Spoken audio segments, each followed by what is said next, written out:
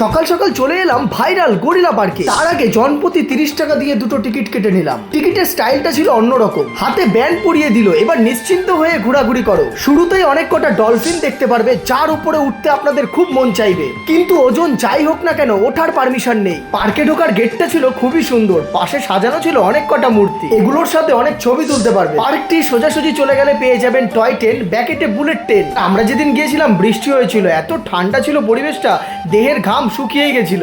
Ticket মূল্য 30 টাকা ছিল দেখে খুব গায়ে লেগেছিল, তাই ভাবলাম না থাক, এমনি লোকাল ট্রেনেই উঠবো। তারপর দেখি জোকার মহারাজ ঠ্যাং ছড়িয়ে আমাদেরকে ওয়েলকাম করছে।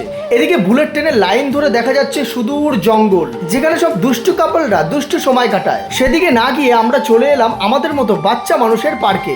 এখানে ছোট ছোট অনেক রাইড রয়েছে, কিন্তু একটাও চলে না, শুধু দেখি একগাদা হাতি আর হাতি। যেহেতু টিকিট কেটেছি 30 টাকা দিয়ে, তাহলে তো জং পড়া জিনিসগুলোতেও চড়ে ছাড়বো। ভেঙে পড়ছে না, কপাল ভালো। ফাঁকা ছিল দেখে ভেবেছিলাম এই রাইডটাতে উঠবো, পরে দেখি জল জমে রয়েছে, কি দুর্গন্ধ। পরীক্ষা নিরীক্ষা করে ভাবলাম একটু আগে তো বৃষ্টি হয়েছিল, হয়তো বৃষ্টিরই জল।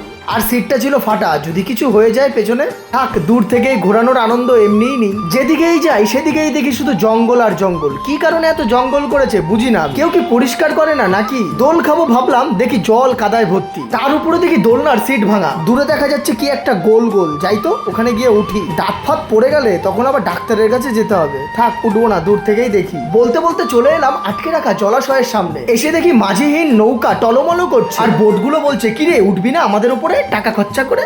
এটি হলো সেই লেক যার নামে এই পার্কটির নাম হয়েছে লেক পার্ক।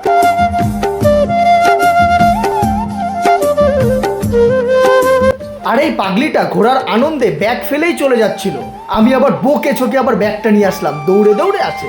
আর চারিদিকে এগুলো কি রয়েছে মূর্তি, ওরে বাবা, সিংহর গায়ে পাখনা। এই মহিলা আবার সুন্দর করে দাঁড়িয়ে থাকে কেন? দূর থেকে দেখা যাচ্ছে জিরাফ।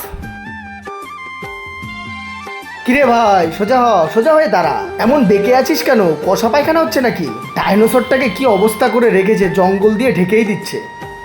এই তুমিও এরকম বেঁকে যাও দেখি ওর মতো। ও বন্ধুরা, ভিডিওটি ভালো লাগলে সবকিছু করে দেবে।